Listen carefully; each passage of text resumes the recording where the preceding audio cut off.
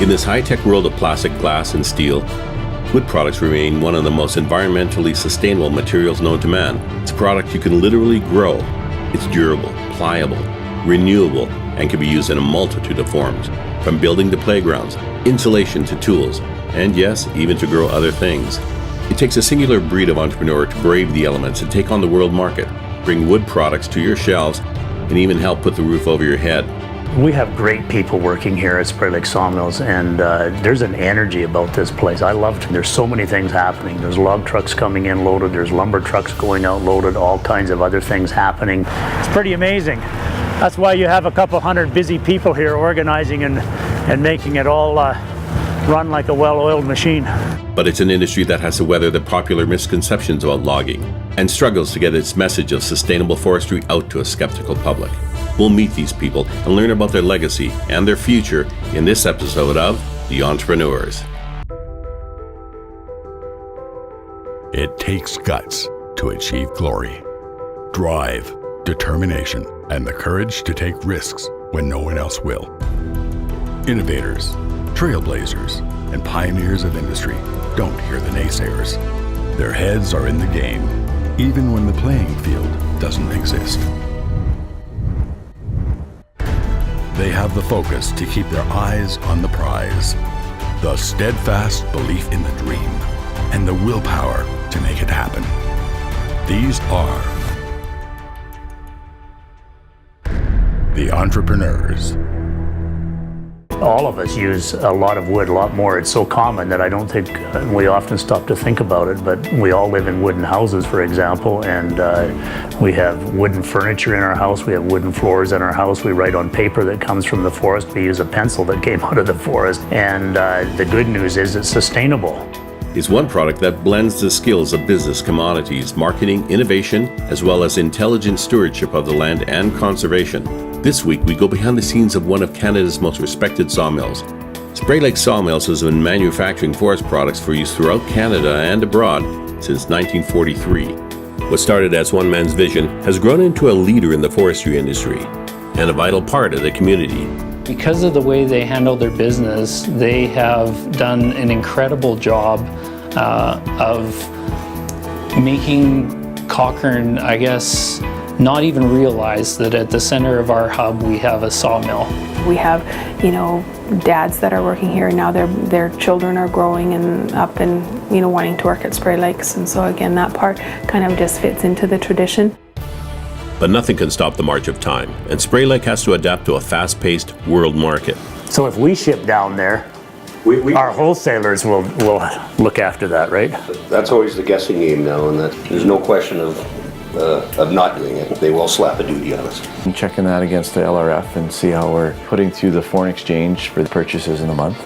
But the challenge for Spraylake is how to grow while protecting the all-important forest.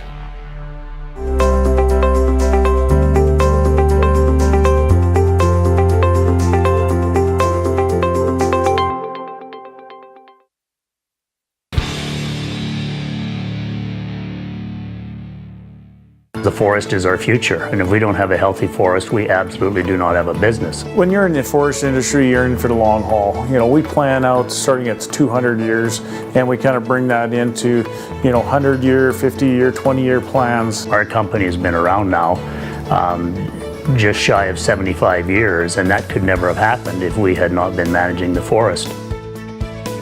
There are a lot of misconceptions when it comes to the forest industry. The main one is that it depletes our most precious resource, the forest. A lot of the misconception is they don't know we plant trees. Because at the end of the day, if we don't have a healthy forest, we don't have a business. It all starts with some simple logic. Imagine if you were a small farmer. You have a plot of land. This plot of land will stay the same size, no more, no less. Much like farmers, a sawmill has a finite amount of trees. If they don't care for the land or the forest, they will be out of business. We are modeling sustainability to ensure that our harvest levels match up with how fast the forest is growing. Let's pretend this represents the forests of southern Alberta. Of that forest, 70% of that forest is in parks and protected areas. So what you're saying is this area of the forest we'll never have any timber harvesting. That's correct. Of that 30%, we have further set-asides for things such as stream-side buffers, unique areas that have, say, special ecological values.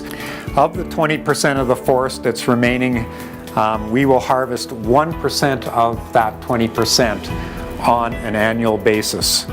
And we'll follow up that 1% harvesting with prompt reforestation. So to put this in perspective, this is the amount of forest we harvest on an annual basis. And the good news is this beautiful forest will be here 100 years from now as healthy as it is today. So, the number of trees will never change. Much like a farmer working on the same plot of land over generations, seeing multiple healthy crops, but rather than a season that lasts 1 year, the season for an average forest plan is over 100 years, and Spraylake plans ahead for a staggering 2 centuries. The forest will always remain the same amount of trees. In fact, the forest is actually growing. So we replant 2 trees for every 1 that we harvest. So that meant that last year we planted almost 75 million trees in this province, and we look to do that again this year. We also have a requirement to go back and ensure those trees are doing well. And sometimes we even have to thin them out, they're doing so well. And you know, you just think back 100 years in the past and what we were like back then. We didn't have airplanes, we didn't have computers, we barely had the automobile.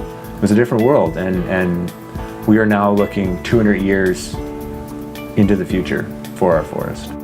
Planning for the future includes ensuring the cut areas or cut blocks follow organic shapes with natural islands and contours. We've moved to developing a block pattern that more resembles what a forest fire would leave after it's gone through. A lot of benefit to having those irregular boundaries for wildlife and those types of things. After the trees are harvested, the trees are processed stump side, leaving branches, needles, and cones to form a rich, complicated forest bed perfect for new growth and animals. We find there's a lot of ecological benefit to processing the trees at the stump.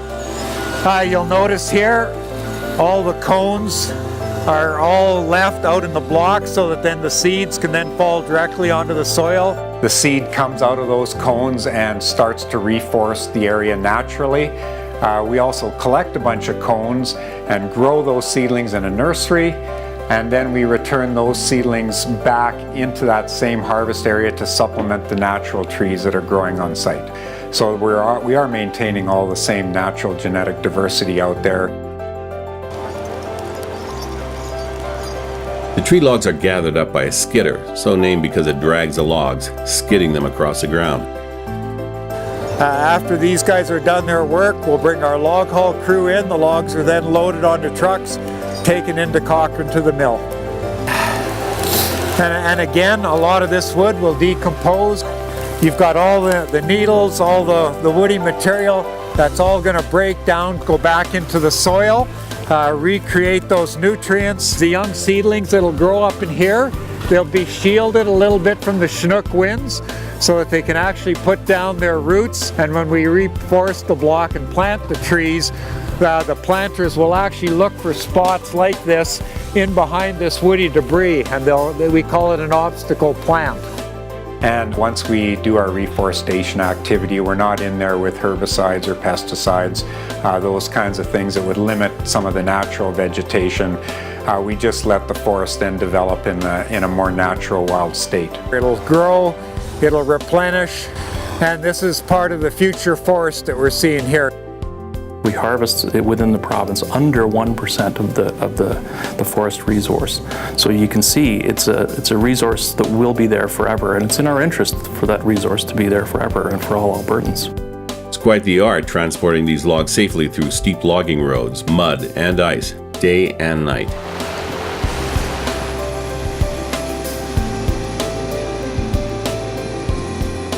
An hour away, the logs are delivered to Spraylake sawmills. That's the kind of timber really just fits right into what we do here.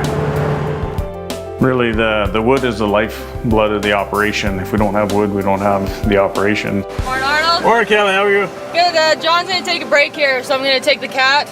All my short log trucks are in, so I'll unload our truck up here on the landing. Perfect. That's excellent. I don't know. It's always fascinated me. They're big, they're powerful, and everybody wants to do it, but not everybody gets to. My dad died when I was 2.5, but before he died, he ran what's called a fellow buncher, and that's the machine that actually follows the trees, and then this is a bit of a stage down the road, but that's what he loved to do, and kind of feel like this is his legacy, and it's in my blood. I want to do it because he did it. It's a big step, and a lot of guys I know look up to it. I mean, 15 feet in the air, you gotta look up to something, right?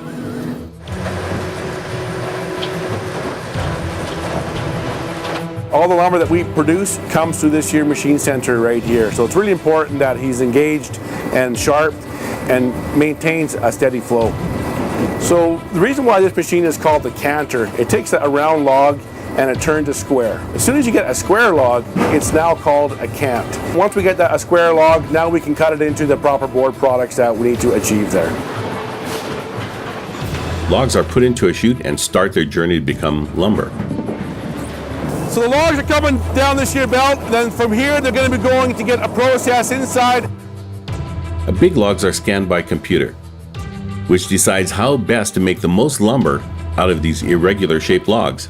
Could be a dozen 2x8s, 3 2x4s, some paneling. All logs don't grow nice and straight. But this here machine is going to turn that log so we can get the most volume out of it. Sometimes I just stand up here and look at it and I can't believe that it does what it does. Technology allows computer processing these days to do thousands of computations and find the absolute best fit for the log that's being presented to it in the sawmill manufacturing side. This is the machine that's doing all the magic. It's taking that round log and it's making it nice and square so we can now utilize it to make the lumber out of it.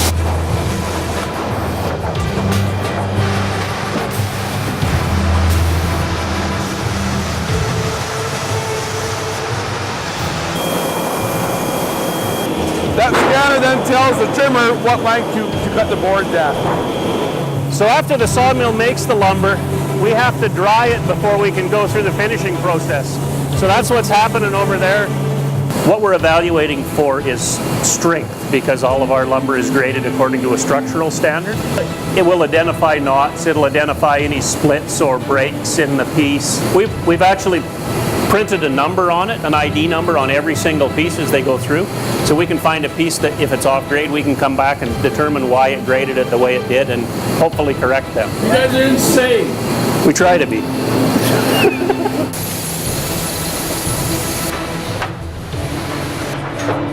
This is the grade ID number, so this is our mill number, AFPA 88 or Alberta Forest Products number 88, and the HT is our grade, so this is an economy piece of wood. This lumber here today, it's going to go and get treated in our treating plant. Well, you ever wonder where your friends get their pressure treated decks? Well, this is where we do it. This here's the chamber where we pressure treat the wood, and the white wood comes in, we put it under high pressure, and then the chemicals pushed into the wood. All the chemicals are recycled and used again over and over, whether it be in the drip pads or when we open the door, they're all recycled. Stuff out, right? Yeah, now we got the sienna brown. And this is treated just as good as the green. This is going to be a game changer. This brown is going to take over the green. And made in Canada, baby. This product's made here at Spraylake Sawmills. Our product, one of the few plants in Western Canada that are running it right now, and it's ours, and it's beautiful. And what about the leftover bits? The smaller tops of the trees are used for things like fence posts. Farmer's mark. That shows again that we're using 100% of the tree. And all that bark and shavings are gathered up for further processing.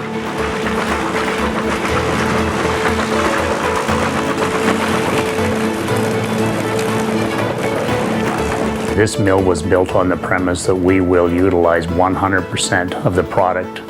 And that was an uphill climb. We had to go out and create our own markets. We developed a division of the company called Top Spray, so we now use absolutely 100% of every tree that comes into the yard.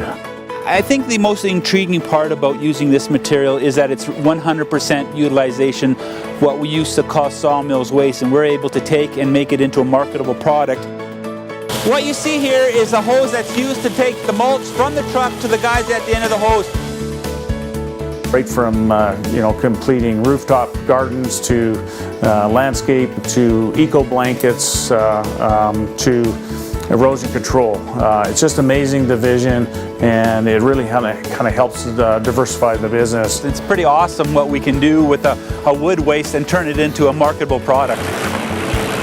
Without the machinery being taken care of, the plant doesn't run. Same as throughout the whole sawmill. Every 5 hours the saws are changed in all the machine centers. They don't have a 12-hour run, so we're in there every half a day on it. You can see why safety is important.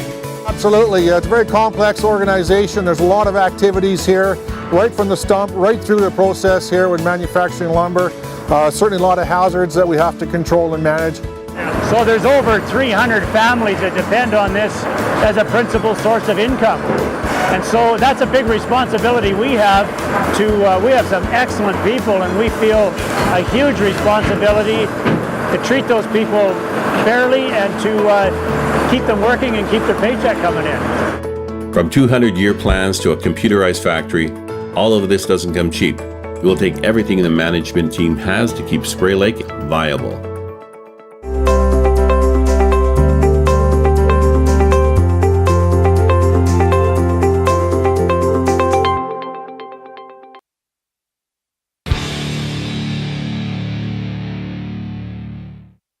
So we logged this area, I think, back in, I don't know, the late 70s, Dad. Look at these trees. Probably more wood growing right now than there was when you started. Way back 75 years ago.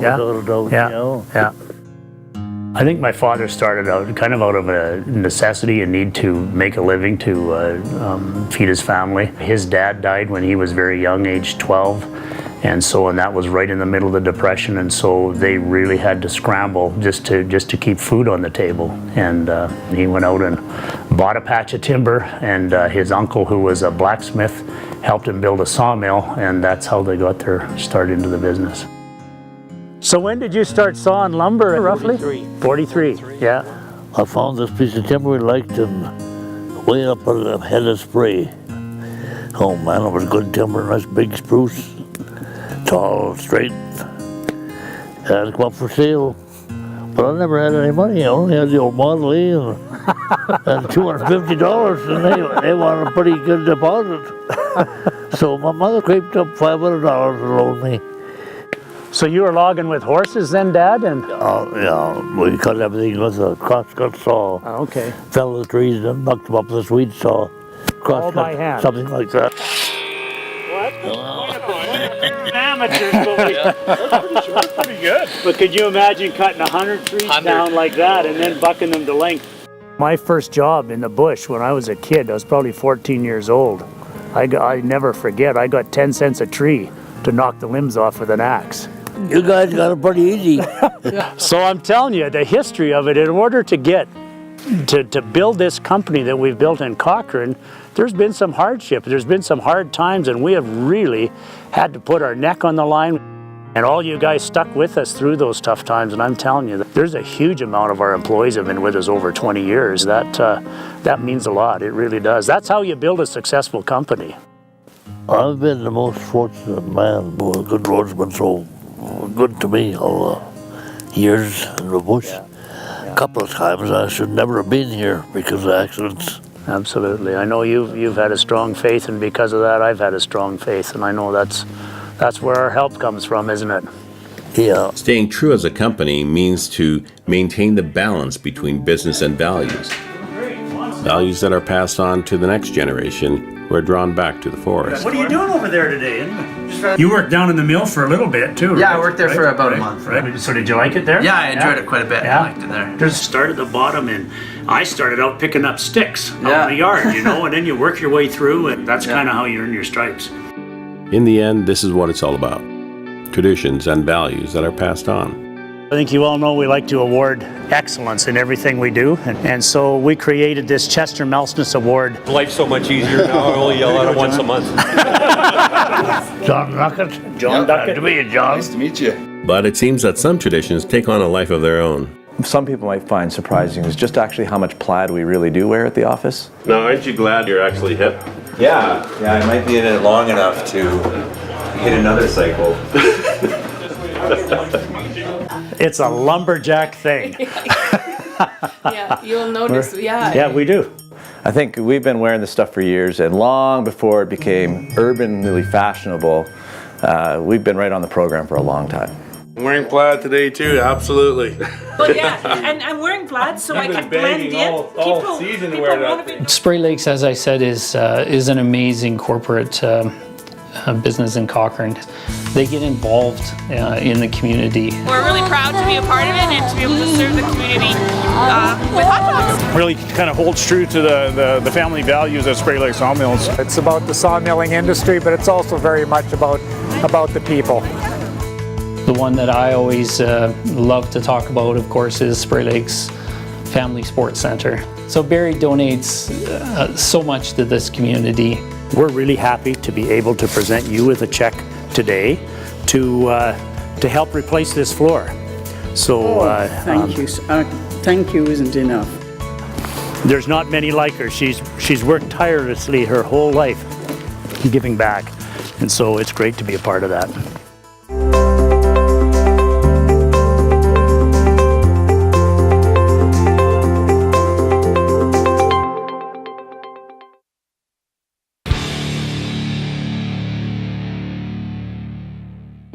What, 3 million trees last year we planted?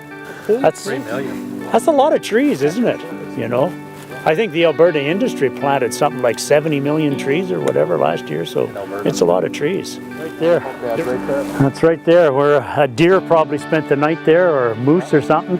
Probably a deer. Look at how great it looks now. Yeah. It's healthy and growing. Like most things, it's easy to take something that's used everywhere for granted. But a special breed of entrepreneurs make sure that they never forget that their success comes from the forest, and that they have a commitment to ensuring that legacy continues.